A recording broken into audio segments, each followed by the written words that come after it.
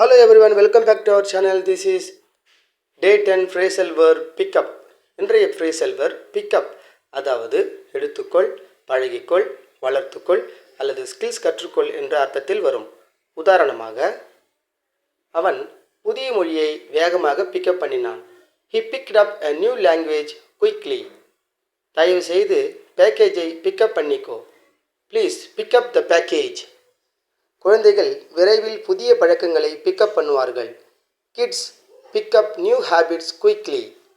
நம்ம நண்பர்களோடு பழகும்போது நல்ல விஷயங்களை பிக்கப் பண்ணலாம். We can pick up good things while hanging out with friends. நீ போனபோது புத்தகத்தை பிக்கப் பண்ணிட்டியா? Did you pick up the book when you went?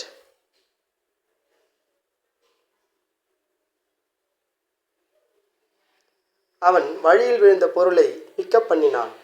He picked up the item that fell on the way. பல வருட அனுபவத்தால் ஸ்கில்ஸை pickup பண்ண முடியும்.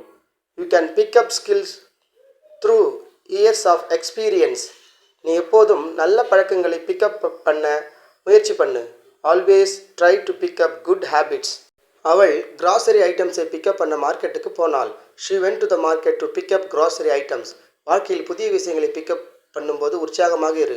Stay excited when you pick up new things in life. Do you want more video like this one? The link is below. Give it a short subscribe.